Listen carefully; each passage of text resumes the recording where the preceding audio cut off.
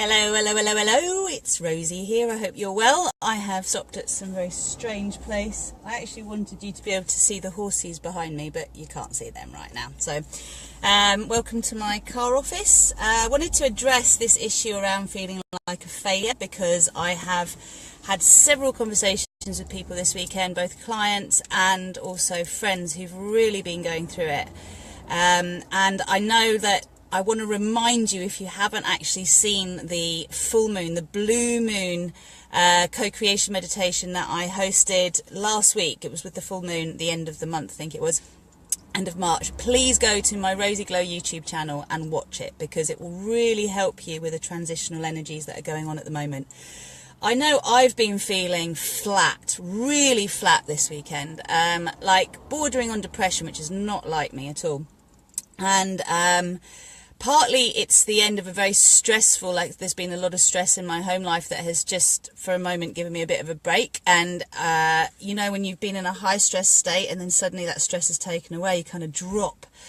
But that's been more of a physical experience for me. When I did the meditation, I was talking about feeling, I had the core belief that I was a really, really bad person that I was working through. And I was saying that the energies of the full moon were purging our deepest beliefs about ourselves. So, the feeling like a failure one is a massive one for so many of us. It's a deep rooted, core belief, and it's really difficult. Like when life's going easy, it's so easy to feel chipper, isn't it, and to look on the bright side of things. But when you've got one challenge after another and it feels like you're doing your homework, you're doing all your tools, you're aligning your intention, you're working through your shadow stuff when it comes up, but it still feels like life is shitting on you, then it's triggering something deeper. And some of my clients I know recently have really been working with it's almost like rubbing salt into a wound. There's been that kind of energy going on, that it's like really this belief that life is really cruel, and actually cruel twists of fate. And this is about not trusting life, okay? And this is also about the ego. It's about us feeling like we are responsible for everything. Now, I want to just challenge this idea of what it means to be a failure, because for most of the people I'm talking about, it's to do with either not achieving a result they've wanted to achieve. It could be a pregnancy, it could be a relationship not working out. But more often than not, it's to do with monetary gain. It's to do with the perception on this planet that we really are successful if we are wealthy, financially wealthy, if we've amassed material things. And if we are struggling to make ends meet, if we are challenged with house moves, for example, I know a couple of people that are at the moment, you know, the jumping through hoops we need to do to survive the non-natural world that we have created is just, I find it hard not to swear actually about it, because it's just like, it is ridiculous. We're living on a prison planet, you know. All the natural resources that exist, we have to pay for. You know, we're going to have to pay to breathe soon. Do you know what I mean? And this is us all getting to this point now where it's like enough is enough. The world has split. I've talked about this a lot. There's the kind of doom and gloom world, which is the old earth paradigm. And then there is the new world that we're building, that you can actually exist next to this other world and be building this new one and actually be having a completely different experience. It's very rare you have to tap into the matrix. You might need a passport, you know, you obviously need a driving license, you need to play by the rules that you're going to be using these roads and whatever else is there. But essentially speaking, you can coexist in a bubble. And I do most of the time, and it allows me to keep my vibration high, and people tend to find that when they're around me, this is the feedback I get, they feel uplifted, they feel hopeful, they feel that they can see things can be different to how they're used to being. But when I'm not there, I don't know what you do with your vibration, I don't know what you listen to, I don't know what you read, I don't know what you talk about, but I know that if you're talking shitty things, you know, to yourself or to other people, if you're entertaining information coming in that isn't good, healthy, loving, nice, it's going to bring you down. So there is a really, really important important element here to understand with purging, that it is incredibly useful to have these moments where something comes up and it's really difficult to face. And for me, this weekend hasn't been about feeling like I'm a really bad person. It's been about seeing the patterns that I create in my subconscious, the patterns I live out because of the early programming I had as a child that made me feel I wasn't worthy, I wasn't good enough, I wasn't deserving of having what I wanted, I wasn't getting the attention that I needed, and all the coping mechanisms that I've developed in my life, some just hidden from myself. You know, I hide from myself to be able to get what I want from others. We all do this, and to get the praise and the support and everything else. But at the same time, the lack of authenticity when you realize you're running a pattern. And that's why when we're having these challenging things coming up, we are being encouraged to see things that we otherwise wouldn't see. So where do you go to in your head? Do you start attacking other people? Do you start attacking yourself? How easy is it for you to go into that spiral of doom where you feel so defeated, and it's so addictive, this story. It doesn't matter what I do, it's not enough. I've said it so many times. I've screamed it at my daughter a million times. You know, it's this, I am a victim. I cannot do anything other than this. Well, it's not true. You're not a victim. None of us are. If something is not working, then we need to step back, realign, and look at what's going on. And it's usually the beliefs we have about ourselves that we are attacking ourselves with that are getting projected in the world and mirrored in the world. So if we're not feeling supported by other people, we're not supporting ourselves. If we feel as though we are getting conflicting information, so mixed messages, then we are putting mixed messages out. So then it's like, how do you befriend the really scared part of you? Because there's 95% of you that want something, 99.9% even, that want something, but one little bit of you is saying, no, I'm scared, I'm not worthy, I'm not deserving, whatever the patterning is. How do you befriend that bit of you? How do you go, it's all right, we can see what's going on here. We can see we've been playing a part in this. We can see that we have been partially responsible. In fact, we have been engineering, without even realizing it, our own failure. Because we want to tap into this belief. Again, it's so compelling. I am a failure. I'm not good enough. Whatever I do, it's not good enough.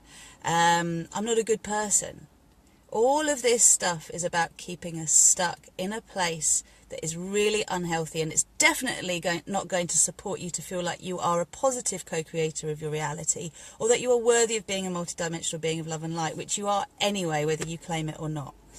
Now, I really do my best to put information out there for you that is free. You know, I know that finances are an issue for many of you, and I want to remind you, I've created a prosperity challenge. It's on my RozyGlow website.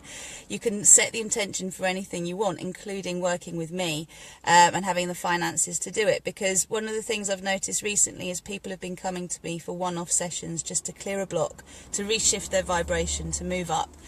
And they're very successful, these little one-offs, but I have to say, a bit like doing the meditations, unless you do the deeper work, unless you work with the emotional mental detox program, unless you work with looking at redesigning your life and looking at the flavors, the quality, the things you want, unless you take the detox and you also make it a physical detox, you look at what you're putting in your body, what you're exposing yourself to, the results are short-lived, and a lot of us are just addicted to this.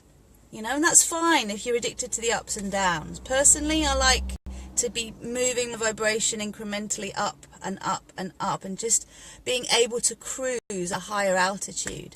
So that is an opportunity for you. That is an option for you. And if you feel like you're ready, do it. You know, like, listen to the meditations, they're free. Do the prosperity challenge, it's free. You want to do something deeper, then why not get in touch with me? Because I've got my next round of group coaching starting, it's the 24th of April, so the end of this month, if you want some support to make the shifts in your consciousness. But as I said, I cannot be responsible for what you do when we're not engaging with each other, or what you think, or how you sort of engage with the world. What I can tell you is, when I'm not in a good place, so when I'm aggro, when I'm antsy with people, when I'm wanting to project, that's a sign to me that I'm out of alignment with what I want.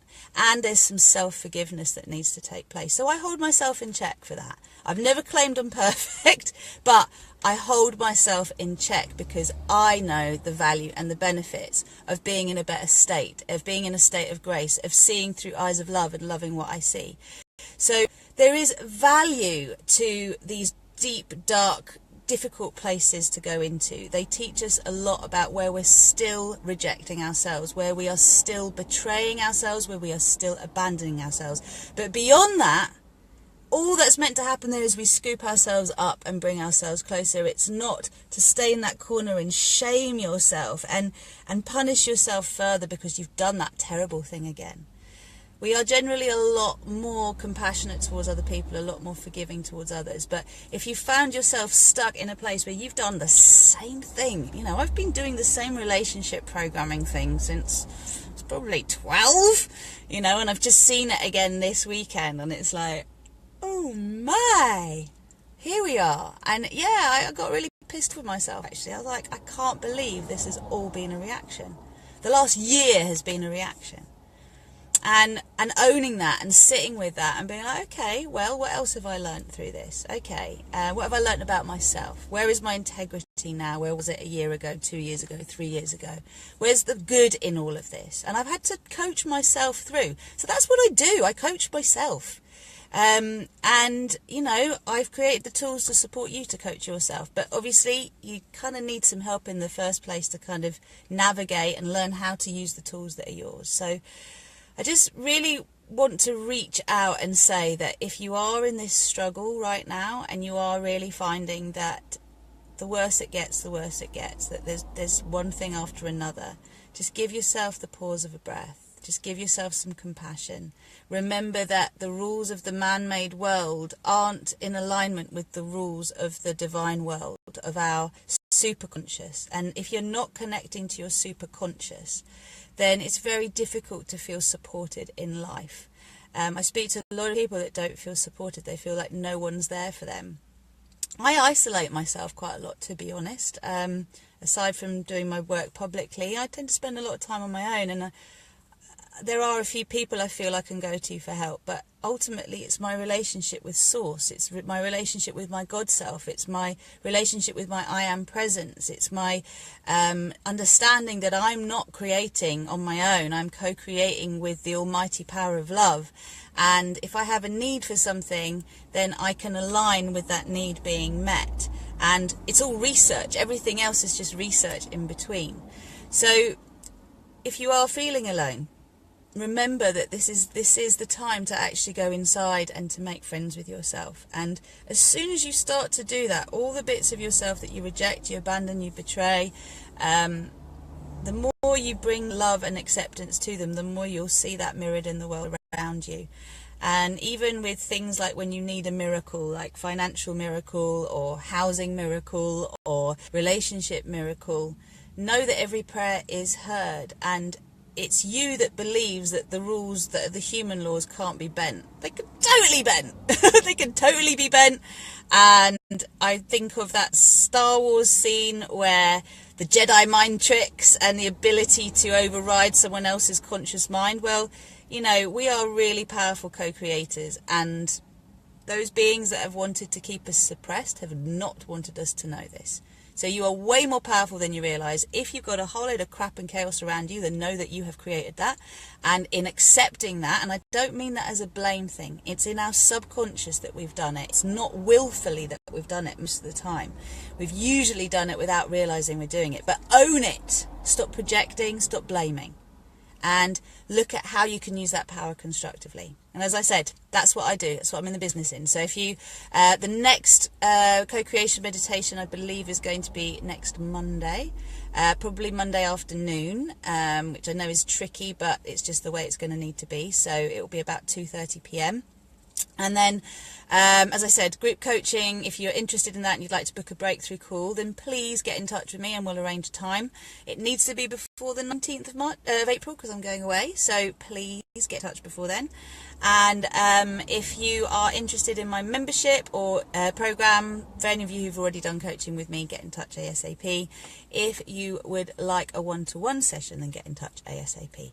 And I'll be delighted to support you. I won't bullshit you. I don't do bullshit. bullshitting. I do. Let's get to the point. Let's clear this, because life is meant to be enjoyed, and I am enjoying making my life more enjoyable every day.